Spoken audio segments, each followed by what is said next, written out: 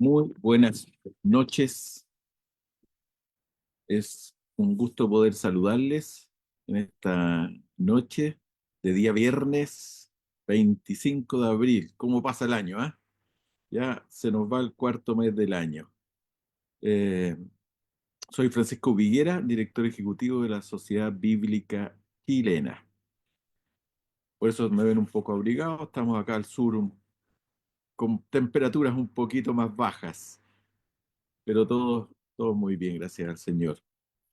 Eh, Como toda la semana, hacemos un breve recuerdo, resumen para los que vienen ingresando por primera vez y para los que ya han escuchado anteriormente. Es bueno recordar quiénes somos.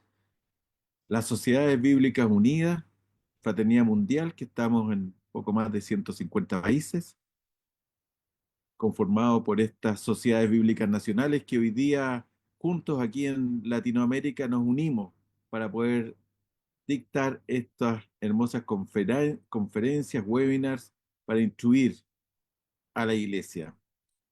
Somos una organización dedicada principalmente a la traducción de la Biblia.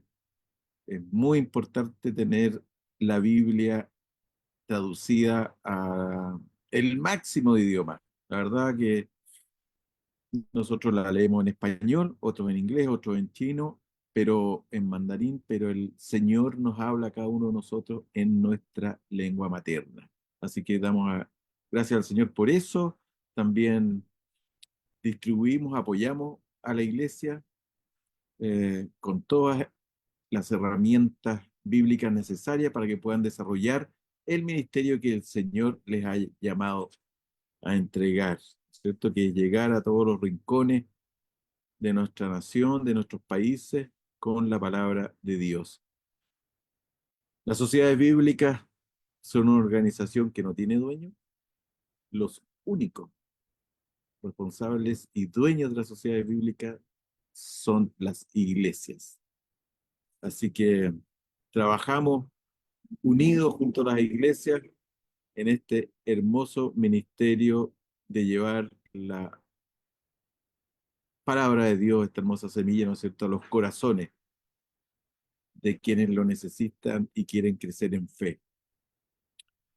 También nos apoyamos con diversos proyectos y programas a organizaciones, a comunidades, a las mismas iglesias, para que podamos desarrollar de mejor forma nuestros ministerios y ser más eficaces en poder llegar con el amor de Dios directo a las personas. Y nos alegra, como decía al inicio, mucho estar nuevamente aquí esta noche con ustedes. Tenemos una gran conferencia, Dios inmutable de la historia cambiante. Esperamos poder regocijarnos en el Señor y poder adquirir nuevos y más conocimientos también para poder compartir con otros. Les pido que por favor recuerden poner su nombre en el chat.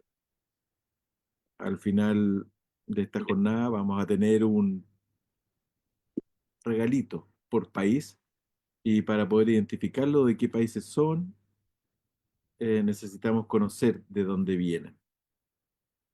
También recordarles que durante la exposición pueden hacer preguntas no abiertas en el momento, pero sí las pueden escribir al chat de la persona que está ahí renombrada como pregunta, nuestro querido pastor Daniel Oliva.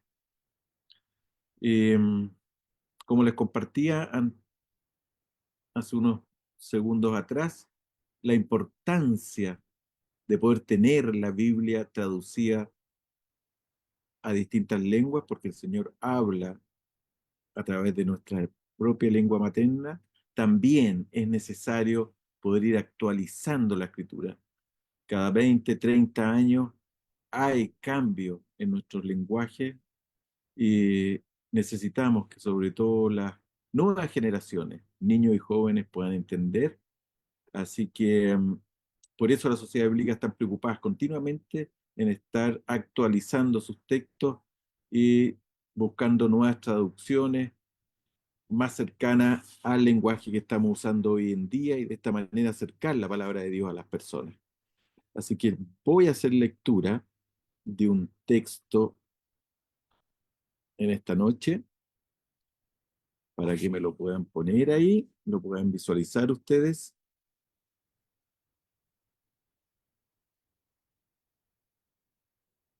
Nuestro hermano que está a cargo de...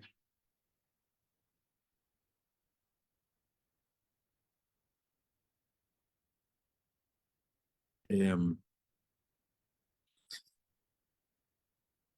esperamos un segundo, nuestro hermano que nos ponga el texto de hoy para que podamos ver lo que significa las variantes en las traducciones.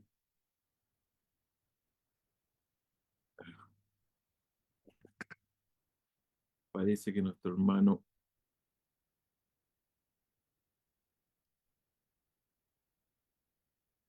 no lo tenemos a mano por ahora. Bueno, más, más adelante podemos hacer lectura igual del texto porque es interesante ver cómo de una traducción de hace algunos años a una traducción actual hay alguna variación en Sí el se ve el lenguaje. texto, sí se ve ¿Se el ve? texto, Ah, yo no lo sí se estoy ve. visualizando. Ahí está, ya, ok. Muchas gracias.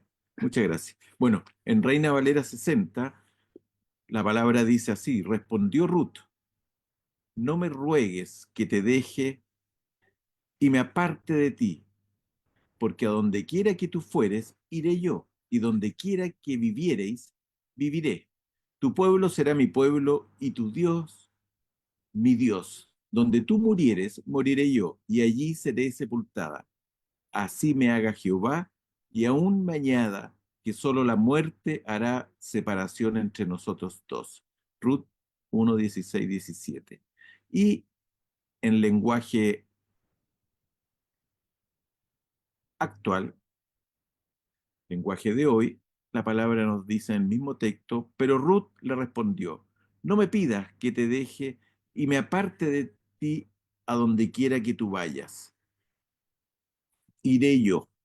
Donde quiera que tú vivas, viviré. Tu pueblo será mi pueblo y tu Dios será mi Dios. Donde tú mueras, moriré yo. Y allí quiero que me sepulten, que el Señor me castigue y más aún, si acaso llego a dejarte sola. Solo la muerte nos podrá separar. Ruth 1, 16, 17. Como podemos ver claramente, ¿no es cierto? Hay diferencias, el mismo texto, el mismo sentido, no hay ningún cambio, pero sí hay cambio en vocablos que nos permiten entender la palabra de Dios un poco mejor. Vamos a orar antes de dar la palabra a nuestro expositor de hoy. Inclinamos nuestro rostro. Padre amado, Padre bueno, te damos muchas gracias por permitirnos estar conectados esta noche. Alabamos tu nombre, mi Dios. Te damos gracias por el Ministerio de Sociedad Bíblica Unida. Te damos gracias por todos estos hermanos y hermanas que están aquí presentes. Te pedimos que tú abras nuestras mentes, nuestros oídos, Señor, que podamos estar quietos, concentrados, para poder aprender algo más de ti esta noche, mi Dios. Entregamos este tiempo, esta hora, Señor, en tus manos, para que tú dirijas especialmente a nuestro expositor de hoy. En el nombre de Cristo Jesús. Amén. Bueno, sin más, vamos a presentar al hermano Lino Beltrán Castillo, pastor en la Iglesia Cristiana Casa de Paz, profesional en ciencias bíblicas, egresado del Instituto Bíblico Pastoral Latinoamericano de la Facultad de Estudios Bíblicos Pastorales y de Espiritualidad de la Corporación Universitaria Minuto de Dios. Magíster en Teología con profundización en Biblia de la Fundación Universitaria Bautista Unibautista en Cali, Colombia. Actualmente, el profesor Lino adelanta estudios doctorales en teología con mención en ciencias bíblicas en el Seminario Teológico Internacional Bautista de Buenos Aires, Argentina. Es profesor de Biblia en el Instituto Bíblico Pastoral Latinoamericano y ha sido profesor de griego bíblico invitado por el Campus Bíblico de la Sociedad Bíblica Colombiana y la Escuela Luterana de Teología de Colombia. Ha sido ponente a nivel nacional e internacional en coloquios académicos de teología y desarrolla procesos de formación a nivel ministerial por medio de charlas, talleres y conferencias. Nos alegramos tenerlo hoy día, Pastor Lino Beltrán, aquí con nosotros. Esperamos tener una hermosa jornada, que el Señor le bendiga y toda esta audiencia para usted en esta noche, mi pastor. Hermano Francisco, muchísimas gracias. Un saludo muy especial para usted. Un abrazo fraterno Gracias, a usted, gracias. a Leticia, a todos nuestros amigos y hermanos que harán esa muy valiosa y bella labor desde las sociedades bíblicas. Muchísimas gracias a todos por ser partícipes en esta noche, este espacio. Y bueno, para mí realmente es un honor gigante poder estar hoy adelantando esta exposición desde las Sagradas Escrituras a esta iglesia latinoamericana, esta iglesia que se conecta gracias a la tecnología de diferentes lugares. Entonces, pues un saludo a toda la gente allá en Perú, en México, a la gente que está escribiendo desde Costa Rica, a la gente que está en Chile, en Paraguay, a la gente acá en Colombia. Y bueno, este saludo muy especial desde esta fría Bogotá, esta fría noche bogotana, muy fría noche bogotana, eh, a todos ustedes. Vamos a dar inicio entonces a la conversación de esta masterclass, perdón, que tiene que ver con lo que se viene en el Diplomado Internacional en Ciencias Bíblicas, con un curso muy bonito que vamos a tener de Biblia y Contexto Actual, por lo que hoy lo que quiero presentarles es una introducción, como decimos aquí en Colombia, un abrebocas, una degustación de lo que se viene en este diplomado, que seguramente va a ser de mucha edificación para todos los que se animen a tomarlo, que esperamos pues que sean todos los que están haciendo parte de este espacio en esta noche. Entonces, vamos a dar inicio Hay hoy pescado. bajo esa... Ah, qué bueno, qué delicia, miren, no, con este frío acá en Bogotá y ellos allá, hablando ya del pescado, Dios mío, la multiplicación de de los peces en la charla. Eh, y hoy, desde esa área que se va a estar brindando en el proceso formativo del diplomado que se llama Biblia y Contexto Actual, pues quiero esta noche presentarles un tema que seguramente nos va a dar muchas inquietudes. Es un tema amplio, es un tema extenso, amerita de pronto más tiempo para poderlo atender más al detalle. Sin embargo, lo que quiero permitirme en esta noche es dejar puntos específicos y este tema, pues, para que vayan tomando nota quienes están allá de una manera muy acuiciosa en esta masterclass. El tema es el Dios inmutable de la historia cambiante. El Dios inmutable de la historia cambiante, que es el título de esta masterclass direccionado hacia lo que conocemos como Biblia de contexto. Yo voy entonces a permitirme compartir acá la diapositiva y ya ustedes me van indicando, por favor, si la están viendo, si la logran ver. No. Sí, se ve. Sí, sí se ve. Se está viendo. Perfecto. Bueno, por aquí entonces aprovecho para saludar a la gente de Ibagué, Tolima. Ya estamos cerquita de Bogotá, Ibagué. Y Bogotá, un saludo también para los hermanos. Perfecto, entonces entremos en materia. El Dios inmutable de la historia cambiante, vamos a hablar de Biblia y contexto actual a partir de este tema. El Dios inmutable de la historia cambiante. Ya en el título tenemos de pronto términos que puedan estar en contraposición, que puedan redundar o que simplemente pareciera no tener relevancia que se repita. Cuando hablamos de historia, por ejemplo, pues estamos hablando de un proceso de cambio. La historia constantemente nos está mostrando experiencias y nos está mostrando situaciones cambiantes, transformadoras. Claramente, el mundo de este siglo XXI no es el mismo mundo del siglo XX y, por supuesto, está mucho más distante a lo que fue el mundo en el siglo I, que es cuando surgen los textos del Nuevo Testamento, y ni hablar entonces de 10, 11, 12 siglos antes de Cristo, que ya estamos hablando de una distancia milenaria entre ese tiempo y el nuestro. Entonces, hablar de Biblia es hablar de cambios. Sin embargo, en el transcurso de la charla, seguramente vamos a comprender con mayor detalle el por qué he ubicado esas dos categorías juntas, historia y cambiante. Es importante de pronto revisar algunos términos y hay un término que es clave dentro de este diálogo y es el término contexto. Esa palabra, esa categoría la podemos definir de muchas maneras, ¿sí? De muchas maneras. Yo les voy a proponer hoy una definición que siento que en aras de la práctica nos puede ayudar a entender de una manera sencilla, útil, lo que es un contexto. ¿Qué es un contexto? ¿O qué entendemos como contexto?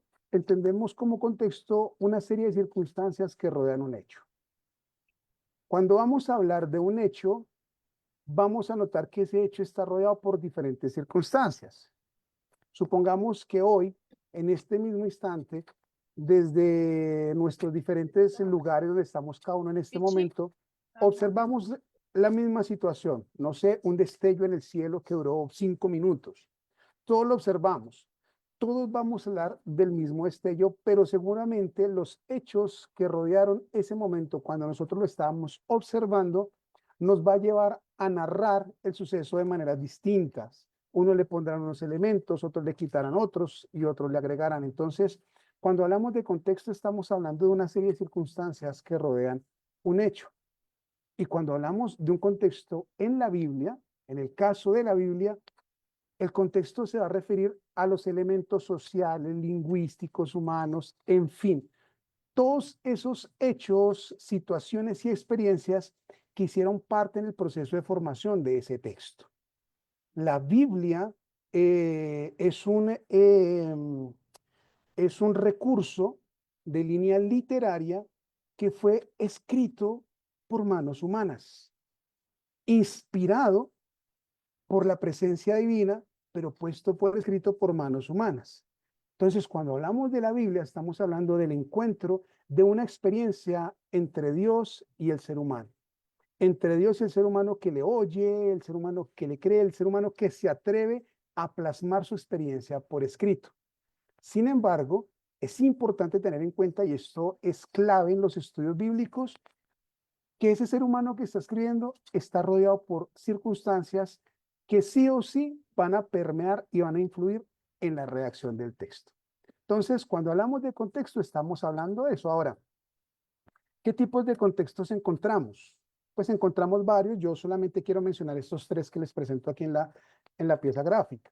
Hay un contexto sociohistórico, es decir, la persona que está escribiendo el texto, que lo está redactando, o las personas que están redactando los textos, están influenciados por un contexto político, religioso, social, que puede ser un contexto muy similar al nuestro, un contexto de opresión política, un contexto de opresión militar, un contexto de exilio, ¿verdad? Un contexto de migración, un contexto de hambre, o también un contexto de opulencia, un contexto de paz, un contexto de tranquilidad. Todo eso va a influir en la manera en cómo el autor va a presentar su texto. Desde ahí va a hablar, desde allí lo va a presentar.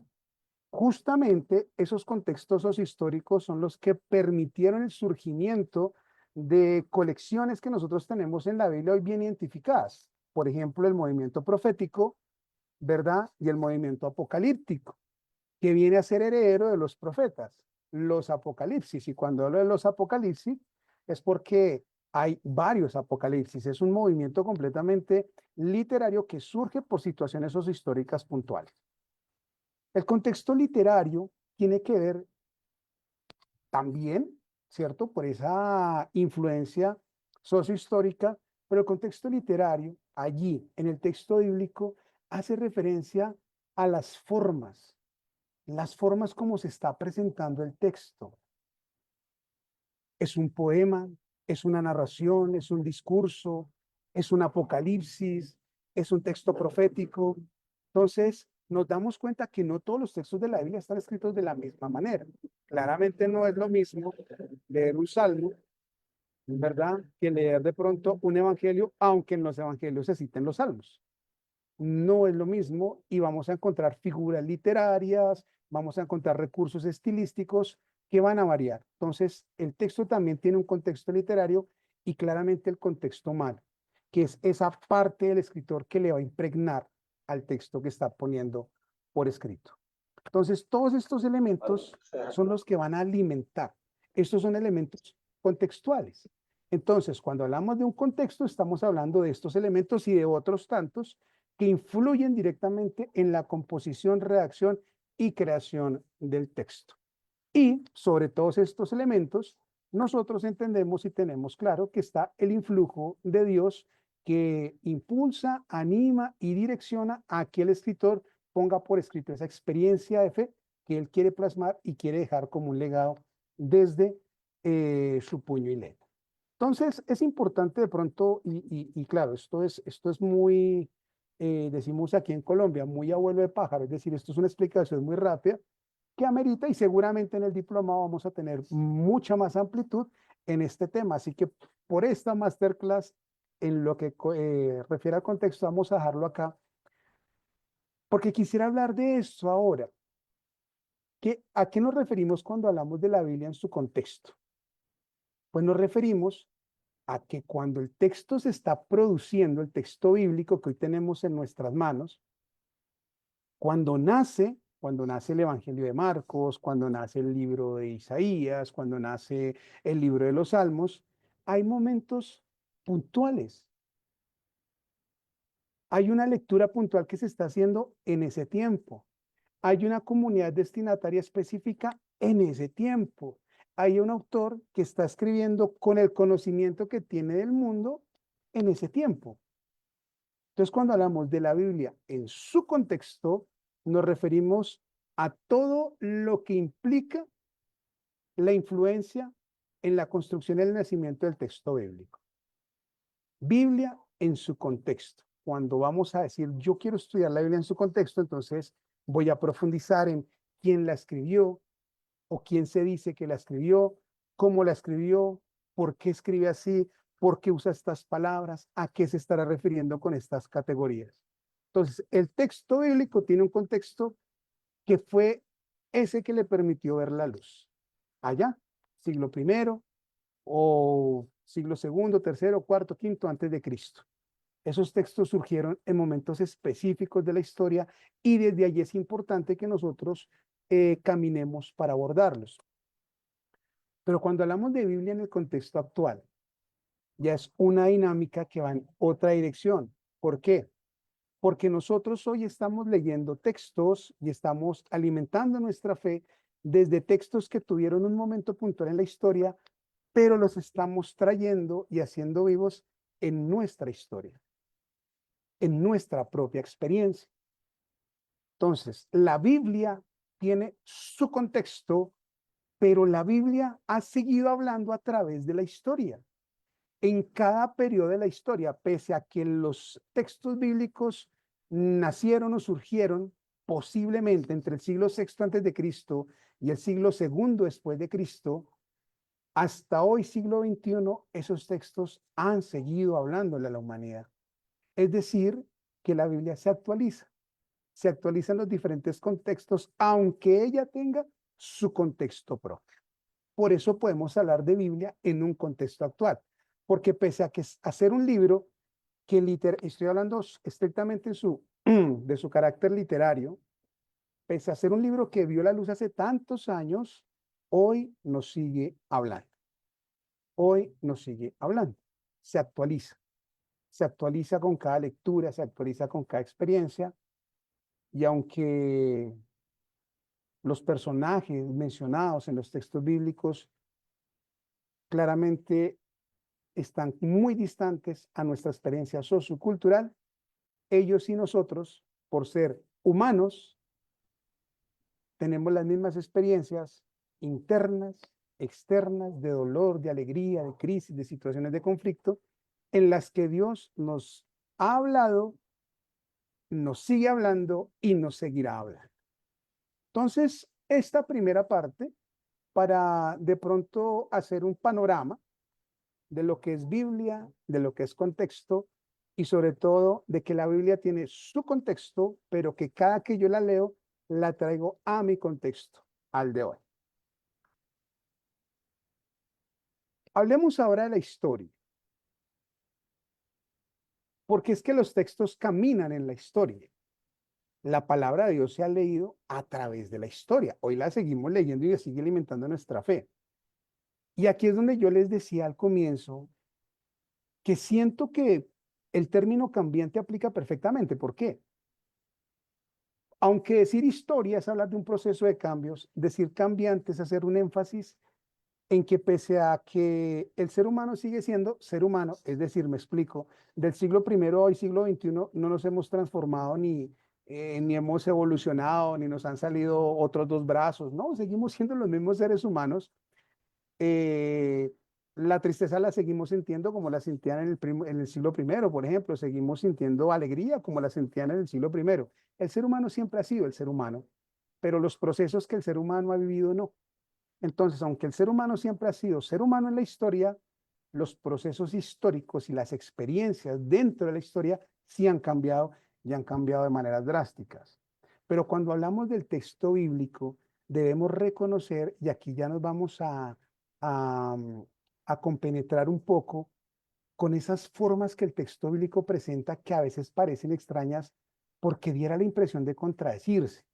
Y eso es algo que nos atacan mucho, ¿no? Hay personas que se dedican a leer la Biblia solo para encontrar esos puntos donde hay aparentes contradicciones y decirnos, miren que es un texto que se contradice. Ustedes viven de una fe que se contradice. Este ejemplo que les voy a presentar a continuación puede ser uno de esos. Sin embargo, vamos a explicar qué es lo que hay detrás del relato de las personas que aparecen en la tumba cuando Jesús resucita.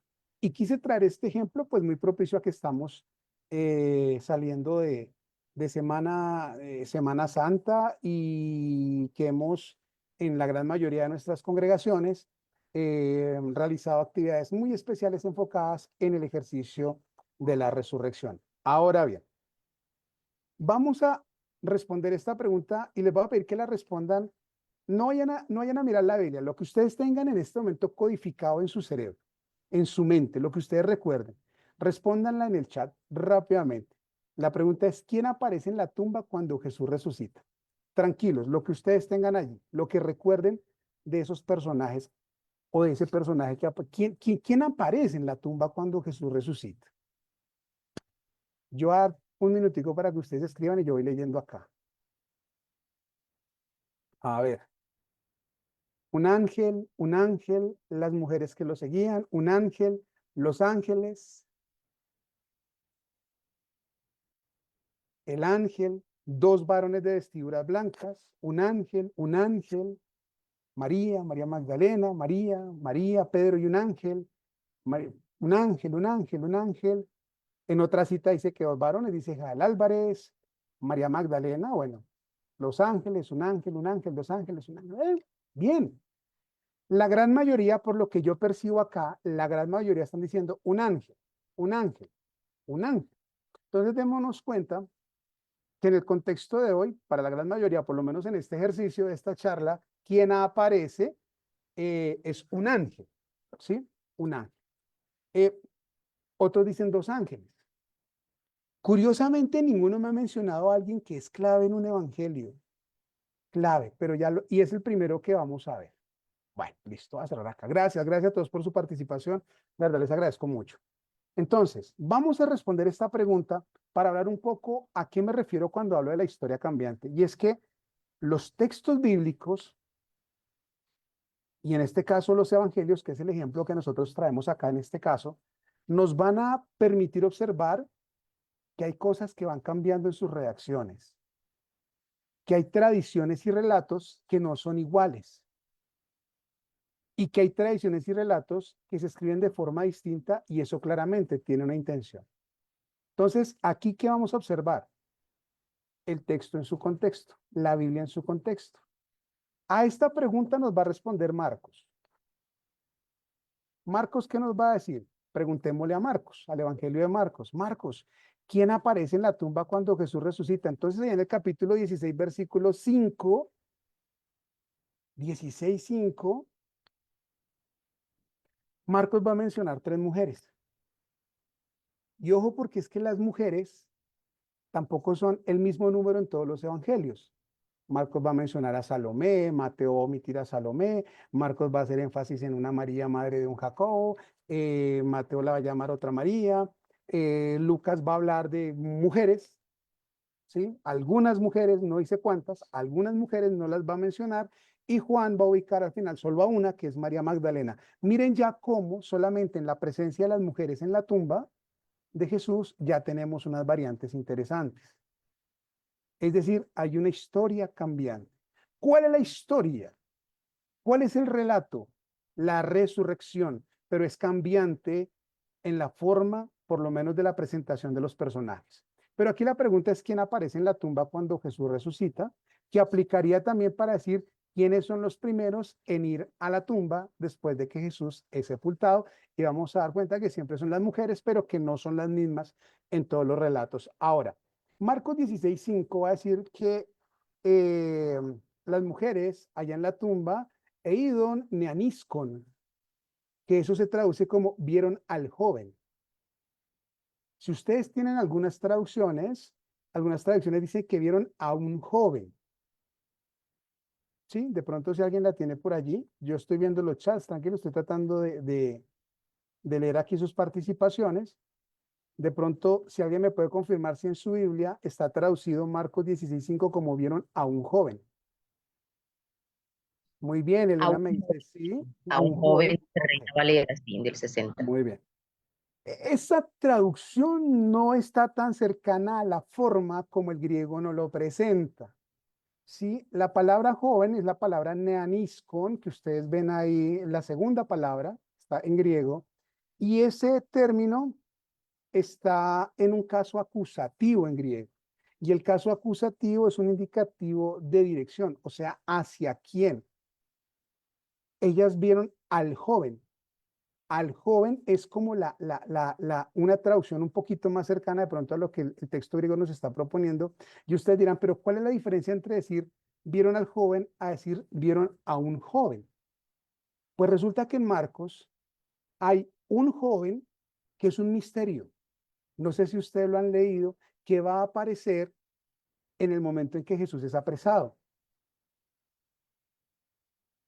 Cuando Jesús es arrestado en el relato de Marcos, de pronto alguien tenga por ahí fresco el relato, vamos a leer que un joven lo estaba siguiendo envuelto en una sábana y que cuando le fueron a echar mano al joven, él sale corriendo desnudo y se quedan con la sábana en la mano. No sé si de pronto tenían ese relato presente en su radar. El joven de la sábana, me dice Moisés, sí, señor. Y ese joven es un misterio. Ya nos están dando la cita por acá, Daniel Oliva nos da la cita. Ese joven es un misterio y claro, se han dado respuestas, algunos dicen, hombre, es el mismo Marcos, otros dicen, puede representar la iglesia, en fin. Sin embargo, pues ahorita no vamos a entrar en discusión y en lo que nos dicen los autores, porque hay varias posturas, pero lo que sí es interesante es que en el momento del arresto de Jesús, que es el momento cuando va a empezar su sufrimiento, hay un joven que queda desnudo. Pero en el momento de la resurrección, las mujeres ven al joven, pero no les está diciendo a cuál joven, solo nos dice que ve al joven, pero este joven está vestido. Y el otro tenía una sábana, este tiene una túnica ceñida por la cintura. Aquí en Marcos, el que aparece no es el ángel, sino el joven. ¿A cuál joven fue al que ellas vieron y qué representa al joven? Eso es discusión. Para otras clases es animarlos a que sigamos estudiando. Solo quiero que miremos cómo van cambiando los personajes que aparecen en la tumba en los evangelios. Va a aparecer en Mateo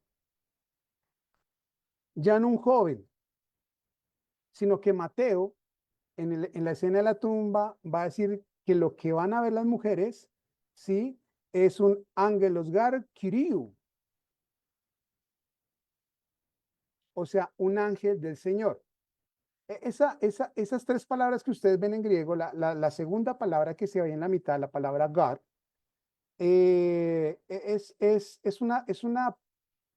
una conjunción que se puede traducir como pero o dar razón de algo, y es porque en ese relato, si ustedes leen el versículo 2 de Mateo 28, está diciendo que hubo un temblor. ¿sí? Y lo que Mateo va a decir es que el temblor se ocasiona porque hizo presencia un ángel del Señor. Miren que en Marcos no habla del temblor. Pero como la pregunta es quién aparece en la tumba, miren que mientras Marcos dice que es un joven, Mateo va a decir que es un ángel del Señor.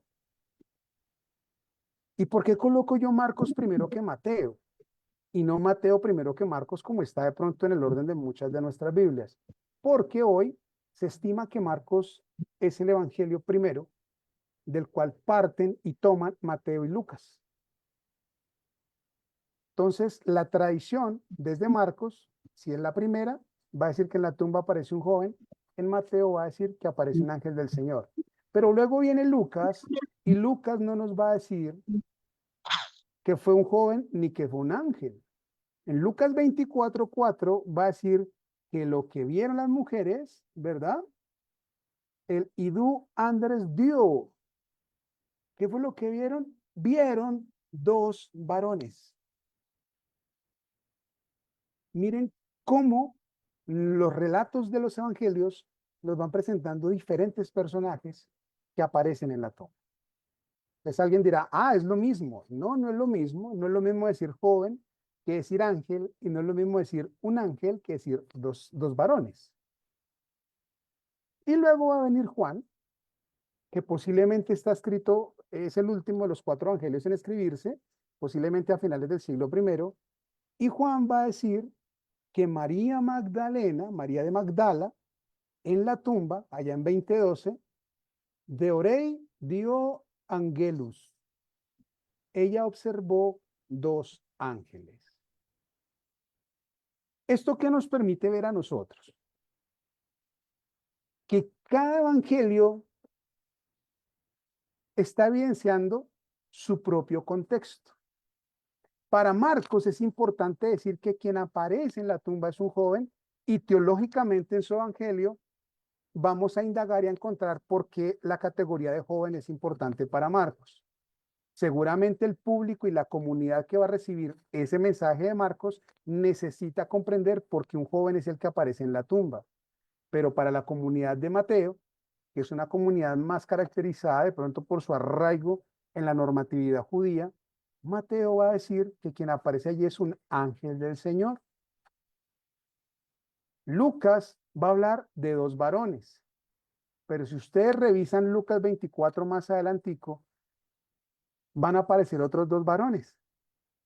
¿Cuáles son esos otros 2 varones que aparecen adelante? De pronto si alguien tiene por ahí el relato eh, en su mente. Estoy aquí leyendo el chat. ¿Recuerdan que ahí mismo en Lucas 24 va a haber 2 personajes varones más adelante que tienen una experiencia muy bonita con Jesús resucitado? El camino de Maús, Adolfo, sí señor, muy bien.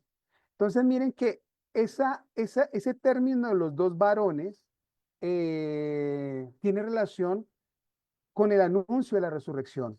Hay 2 varones en Lucas en la tumba, y hay 2 varones que se van a encontrar por el camino de Maús con el Señor Jesucristo. Juan nos va a mencionar a los 2 ángeles, quizás evocando son 2 ángeles, uno que está a la cabecera y otro a los pies, ¿verdad? Dice Juan 20, que es lo que ve María Magdalena, seguramente evocando, es muy posible, evocando el arca del pacto, ¿no?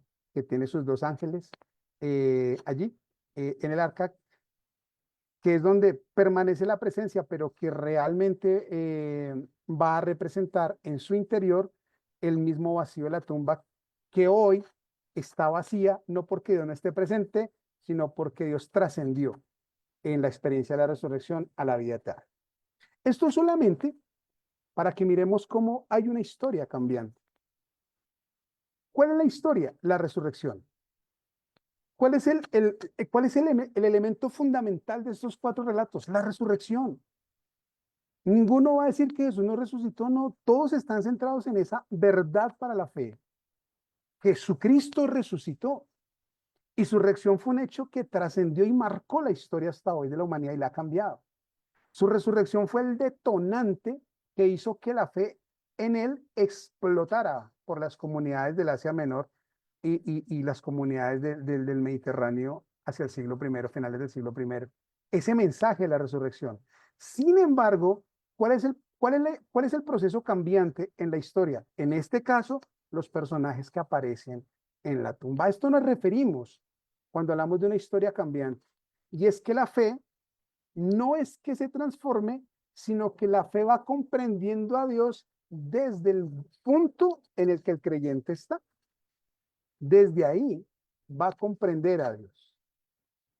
Solamente les voy a colocar un ejemplo para pasar a la siguiente diapositiva. El hambre, la categoría hambre, tener hambre, no va a significar lo mismo para la persona que no tiene pan que para la persona que sí tiene pan, porque los dos pueden sentir hambre. ¿Dónde está lo cambiante? ¿Qué tipo de hambre está sintiendo cada uno de ellos? Pero los dos tienen hambre. ¿Cuál es su historia? La historia del hambre. ¿Pero hambre de qué tiene? ¿Hambre de qué? ¿Es hambre de pan? ¿Es hambre de amor? ¿Es hambre de misericordia? ¿Es hambre de poder?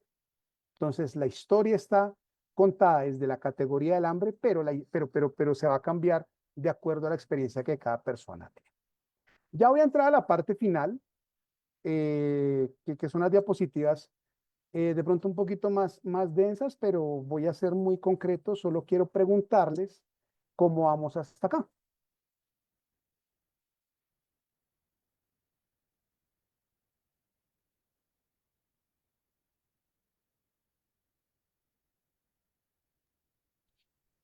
Está genial, maestro. Sí, está muy bonito. Gracias, Andy, Edna, muchísimas gracias. Muchas gracias. Bueno, es que de pronto voy muy rápido. Excelente, profe, excelente. Muy bien, gracias. Muchas Mirar gracias, muy el amables. aprender a mirar el contexto es tan importante en el rato de la Biblia, ¿no? Exacto, Pedro. Y mira que estos son contextos, Pedro. Claro, yo digo, ¿de qué quiero hablar? De la resurrección. Entonces pero ¿desde qué contexto lo quiero ver? Por ejemplo, si alguno de ustedes quisiera predicar sobre la resurrección, ya de aquí en adelante va a decir, pero la voy a predicar, por ejemplo, desde el contexto de Marcos, o la voy a predicar desde el contexto de Lucas, y ya tu indagación se va a ir por esa línea de ese evangelio. O, ¿por qué no? La resurrección desde el contexto paulino, porque Pablo hace mucho énfasis en sus cartas también de la resurrección. Entonces, miren lo bonito y es cómo la historia hay una historia cambiante, procesos cambiantes que no alteran la fe, sino que la alimentan. Ahora, yo les decía, alguien nos puede decir a nosotros, ¿sí ve cómo se contradice la Biblia? Ahí hay 4 relatos diferentes. ¿A cuál le creemos? Pues la respuesta es sencilla. Creámosle a los 4, porque cada uno de ellos está escribiendo para un público específico. Y yo puedo ser parte de uno de esos públicos específicos. Ahora bien, cuando hablamos de la inmutabilidad de Dios, que es la otra parte del tema, decimos generalmente que Dios no cambia. Y eso es verdad. Dios es el mismo ayer, hoy y siempre. Lo creemos, claro, y eso es verdad.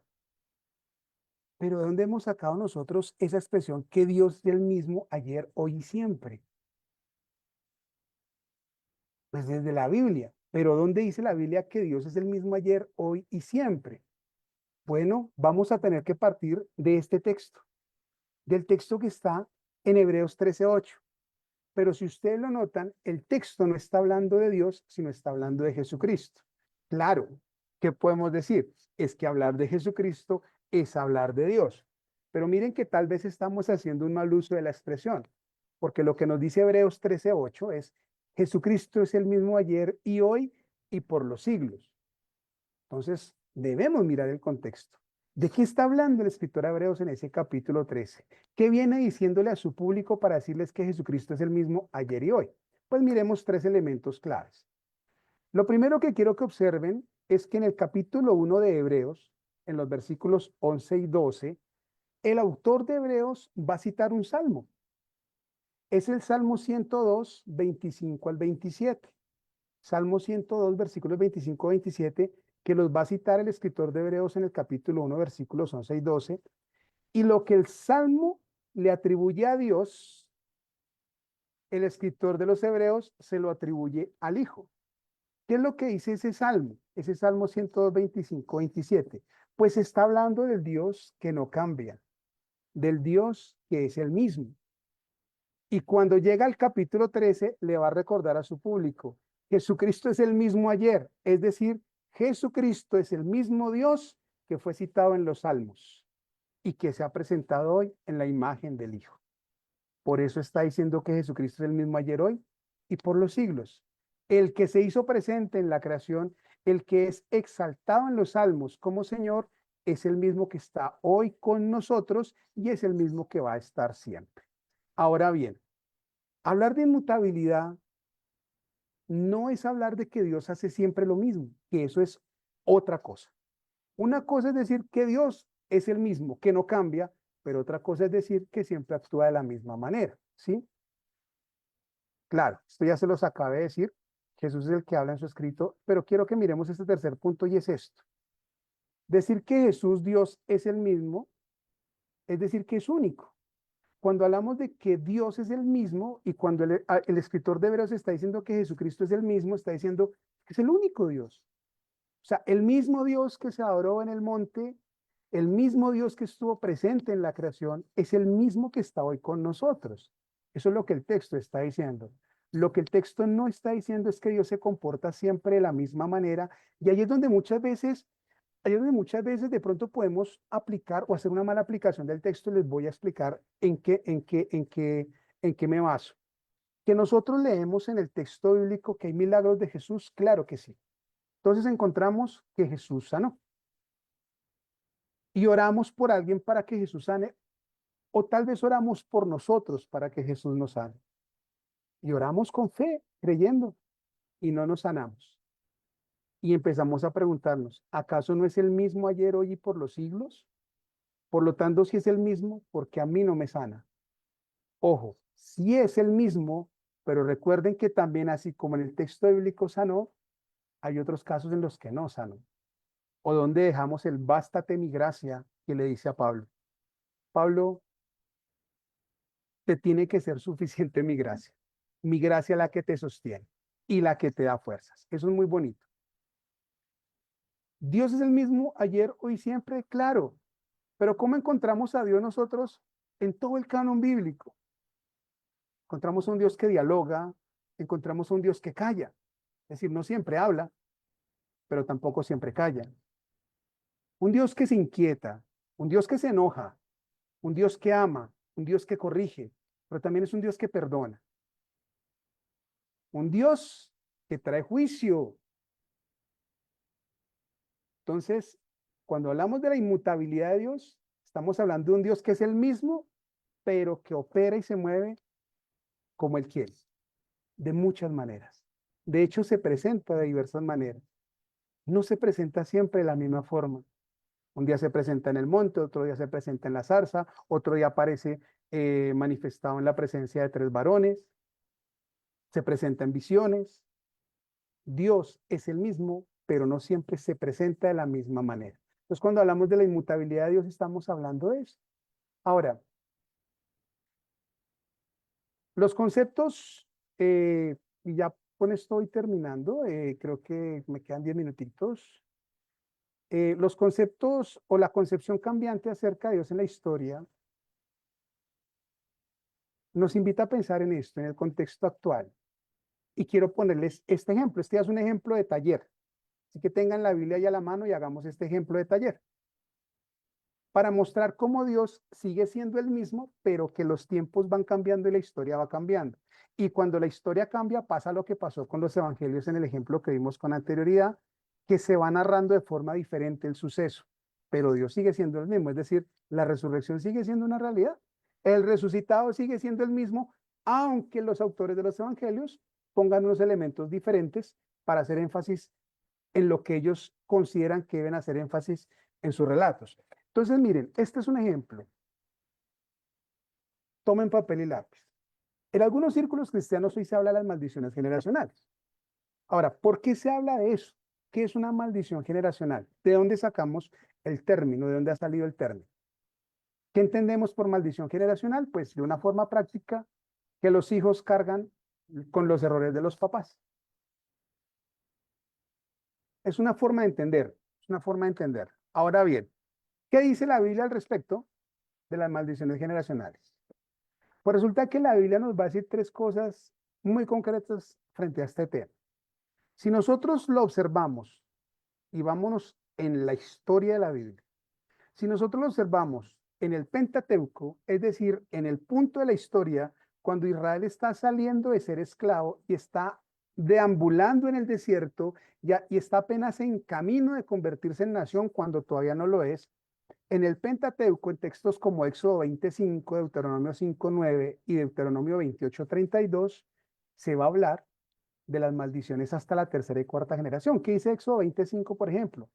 Visito la maldad, dice el texto completo, ¿no? Porque yo soy un Dios celoso que visita la maldad de los padres sobre los hijos hasta la tercera y cuarta generación de los que me aborrecen.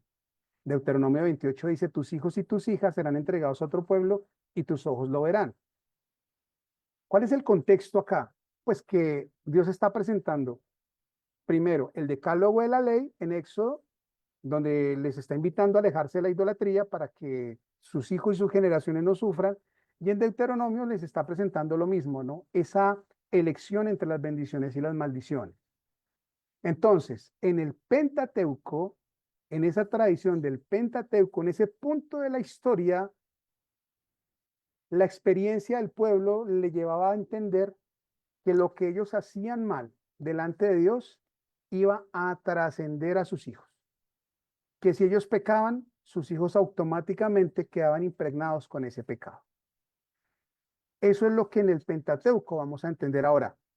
Cuando llegamos a otro punto de la historia, que es la época profética, los Nevi'im, miren lo que nos va a decir Ezequiel en el capítulo 18. Y es bien interesante, ¿no? Ezequiel va a decir, aquí viene tanta repetición de este proverbio tan conocido en Israel. Los padres comieron uvas agrias y a los hijos les produjo entera. Bueno, eso quiere decir que los papás comieron uvas agrias y a los que les hizo el efecto fue a los hijos, el efecto dañino, por decirlo de alguna manera. ¿Qué va a decir el profeta? Versículo 3. Yo, el Señor Omnipotente, juro por mí mismo que jamás se volverá a repetir este proverbio en Israel y que la persona que peque es la que va a morir. Jeremías 31:30 va a decir lo mismo. Los profetas ya tienen otra concepción. Cada cual va a morir por su propia maldad. Entonces, mientras en la historia del Pentateuco se dice que los hijos mueren a causa de la maldad de los padres o reciben la maldición por causa de los errores de los padres, los profetas están diciendo no, cada quien se hace responsable de su propia maldad. No es que el papá pecó y el hijo entonces va a responder por lo que hizo el papá, no. Si el papá pecó pero el hijo no, el que va a responder es el papá. Si el hijo no peca, no tiene por qué responder. Es otro punto de la historia cambiante. ¿Cuál es la historia acá? La historia del pecado, pero ya vemos los procesos cambiantes. Y cuando llegamos a un texto como Juan 9, donde aparece un personaje ciego, ¿qué es lo que los discípulos le van a preguntar a Jesús cuando este personaje está frente a Jesús?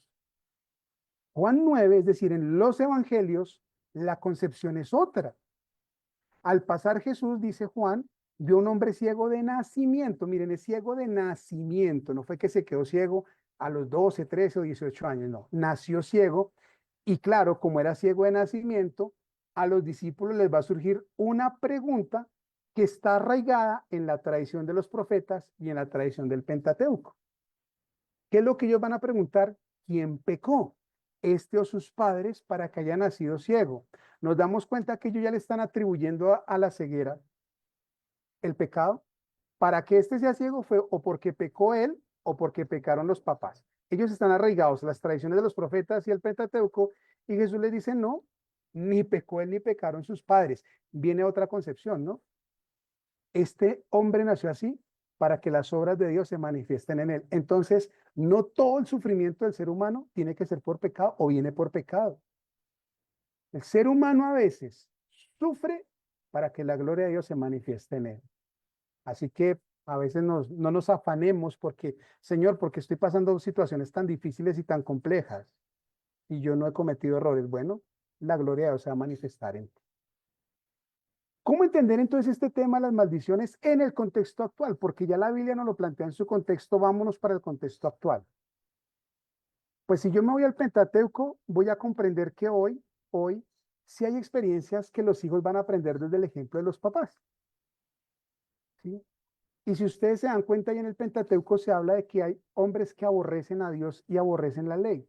Entonces, una persona y aborrecer o aceptar la maldición o aborrecer lo que Dios quiere es simplemente despreciar a Dios. Entonces, hoy hay gente que desprecia a Dios con sus acciones, con sus actitudes, y eso es lo que los hijos van aprendiendo.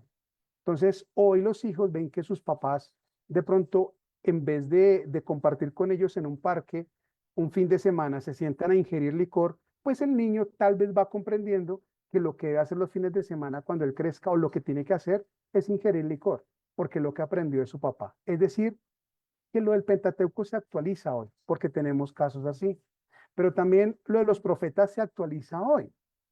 ¿Por qué? Porque hay personas que pese a que recibieron un mal ejemplo en casa, pues tienen toda la autoridad moral para decidir si hacen lo bueno o hacen lo malo.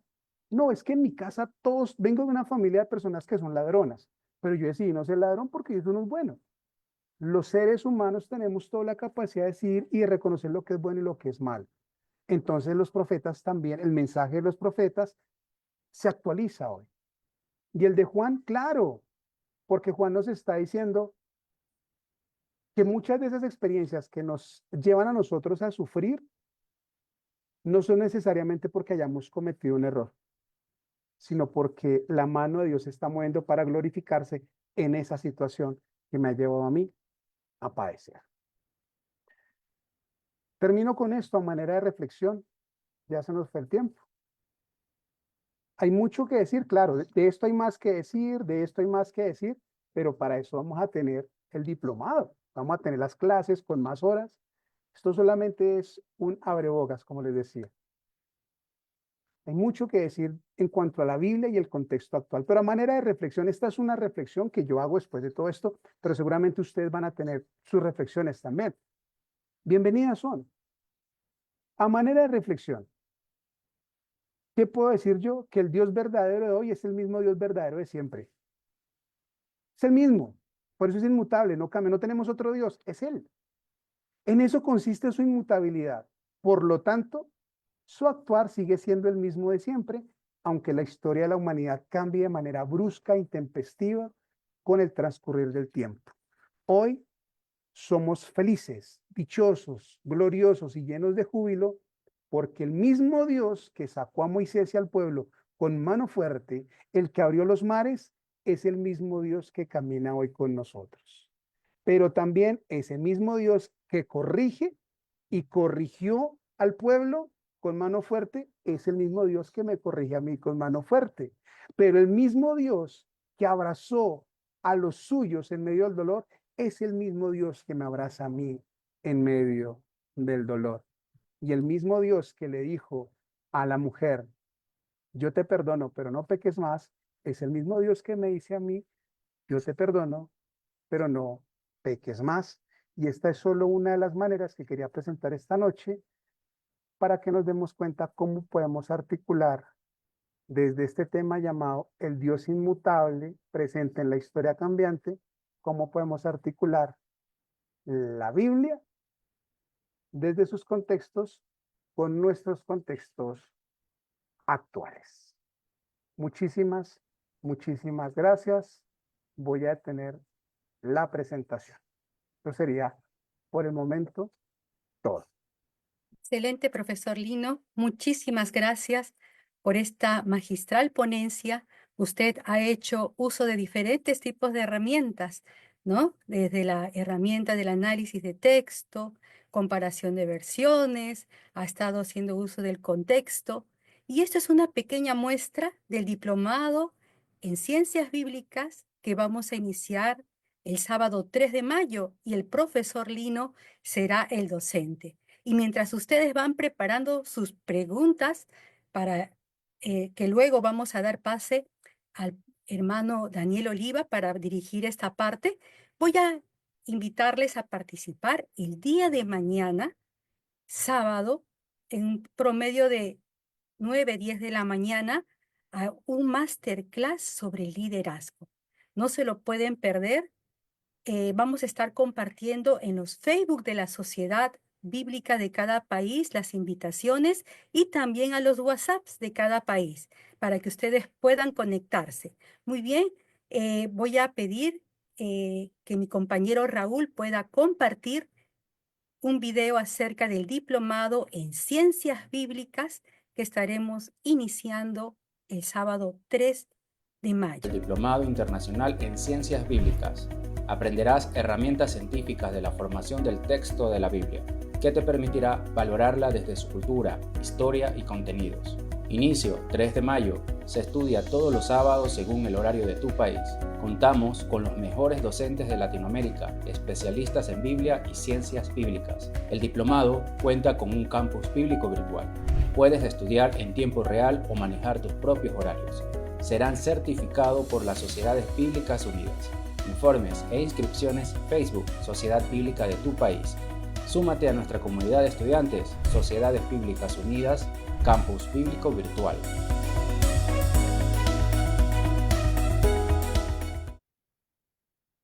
Te invitamos a participar de este diplomado. En este diplomado vas a adquirir diferentes tipos de herramientas, como te mencioné hace un momento.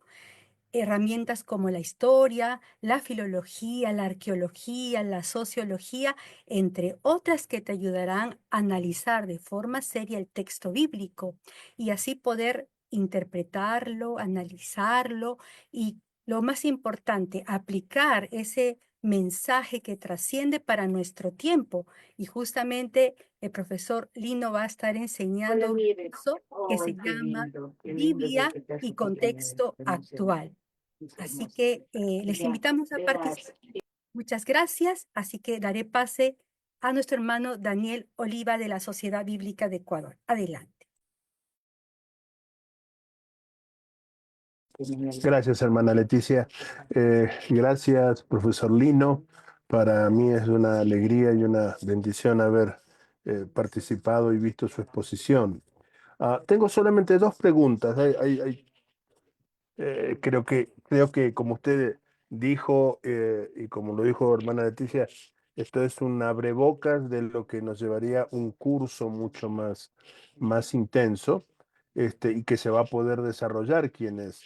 Quienes quieran profundizar pueden participar e inscribirse en el diplomado para poder sacar todo el jugo y toda la sabiduría sobre el tema.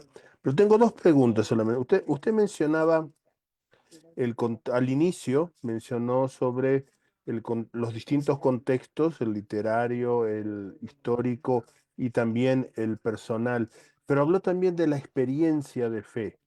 Los escritores sagrados, en su vivencia de fe, es como que reciben la influencia de Dios, reciben la inspiración del Espíritu.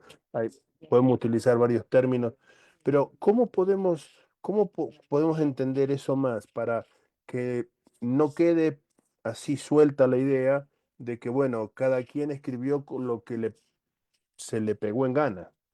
Y cada quien entendió la historia y la intervención divina como se le pegó en gana o como le dio la gana vivirla, ¿no? ¿Cómo es esa experiencia de fe que que activa la inspiración de Dios o la presencia de Dios? La pregunta mejor voy a responder tu pregunta desde dos experiencias en el texto bíblico, ¿Bien? que tiene que ver con la relación de Dios con el pecador. ¿Sí? Si yo leo el Salmo capítulo 5, versículo 5, por ejemplo, ¿sí?, voy a encontrarme desde lo que dice el salmista en ese capítulo, que Dios realmente aborrece al pecador. ¿Sí? Porque es lo que dice literalmente el versículo 5 del Salmo 5, ¿cierto? Que él al impío no lo tiene en buena estima, dependiendo de la traducción que tengamos a la mano, pero lo que nos va a decir es que Dios no aborrece al pecado.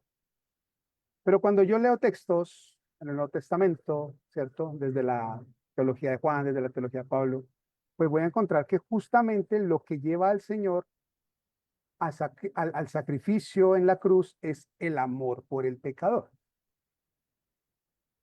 Entonces, la pregunta, ¿por qué uno está hablando en el Salmo 5 de esta forma y por qué el otro está hablando, los otros en el Nuevo Testamento de esta manera?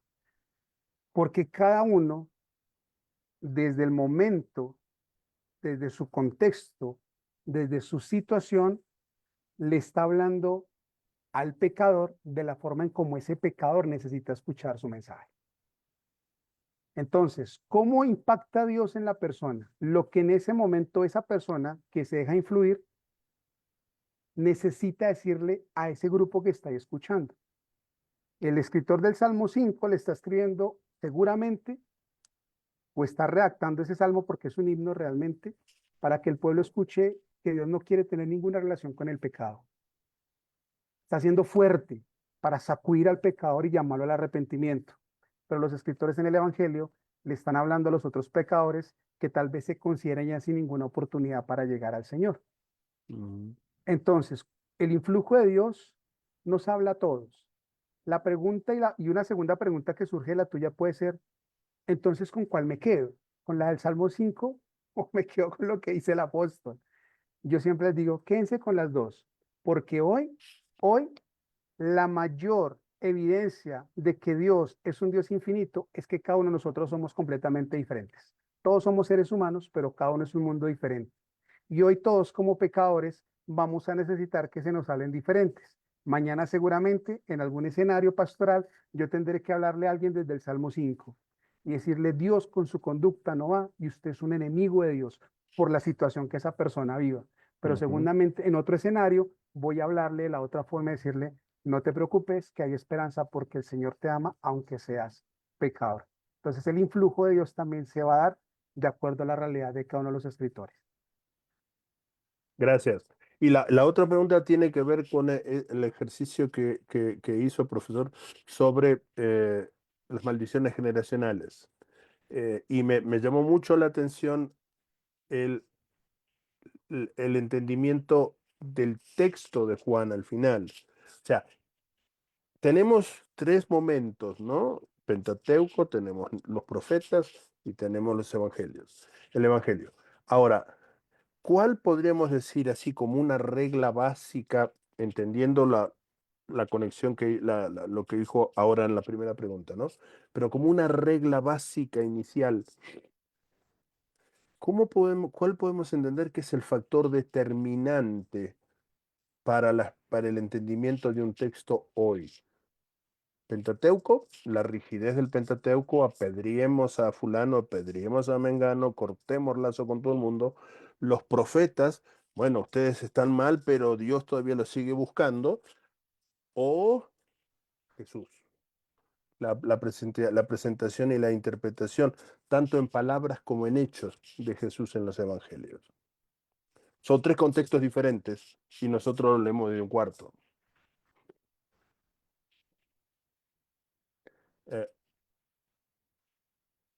Ya, listo, Eso, perdón. ahora sí. Sin excusas. Sí, nosotros seríamos el cuarto. Ahora pensemos que vamos en el siglo XXI, es decir, en el siglo segundo era otro contexto, el tercero era otro, el cuarto era otro, el quinto. Cada época trae sus cambios. Pero ¿cómo poder tener nosotros ese acercamiento que no nos genere confusión, sino que nos genere esa esperanza, ¿verdad? Y es comprender justamente que el mismo Dios que está siendo interpretado en el Pentateuco, en los profetas, en el Evangelio de Juan, es el mismo Dios que yo tengo hoy. El punto es hoy, yo desde mi contexto, en cuál de esos tres escenarios, hablando de Pentateuco, profetas, igual, me ubico. Entonces, voy a poner el ejemplo. Resulta que yo soy, bueno, un ejemplo muy fuerte, les ruego me excusen, ¿sí? Pero resulta que yo soy un adicto a las drogas, ¿sí? Y estoy tratando de buscar respuestas porque soy adicto a las drogas, pues me va a ayudar el Pentateuco, desde mi contexto. ¿Por qué? Porque yo he comprendido que mi abuelo, mi papá y mis tíos, todos han sido adictos a las drogas y el Pentateuco me está diciendo que yo estoy cargando con una maldición, ¿verdad? Pues resulta que yo soy adicto a las drogas y en mi familia nadie es adicto a las drogas. Yo tomé la decisión porque tuve una mala enseñanza, pero quiero buscar respuestas. ¿Quién me va a ayudar ahí? Los profetas, porque me van a decir, el responsable es usted. No le eche la culpa a nadie, porque usted fue el que tomó la decisión. No responsabilice a nadie. ¿Sí? Pues resulta que yo no soy adicto a las drogas, ¿cierto? y de repente estoy padeciendo algún síntoma o alguna enfermedad que le da a las personas que son adictas a las drogas. Vuelvo y les digo, estoy tratando de poner el ejemplo más. Entonces, busco respuestas. Ni mi familia es drogadicta para decir que me lo heredaron genéticamente, ni yo consumo drogas.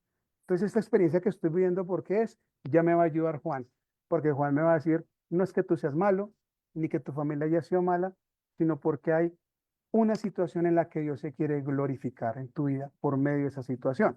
Entonces, yo me ubico desde mi contexto hoy, ¿cierto? Hacia el contexto del texto. Es decir, yo tengo que caminar hacia allá. Muchas veces lo que queremos es que el texto camine hacia acá, hacia donde estoy yo. Pero realmente lo que me va a ayudar mucho es caminar hacia donde está el texto. Y si logro identificarme con esa realidad del texto, seguramente desde ahí Dios me va a hablar y me va a hablar de una forma muy, muy puntual. Muchas gracias, profesor Lino. Muchas gracias. Ha sido realmente una bendición y un privilegio escuchar su presentación y estar con los hermanos y hermanas de toda América Latina. De mi parte, bendiciones para todos y todas.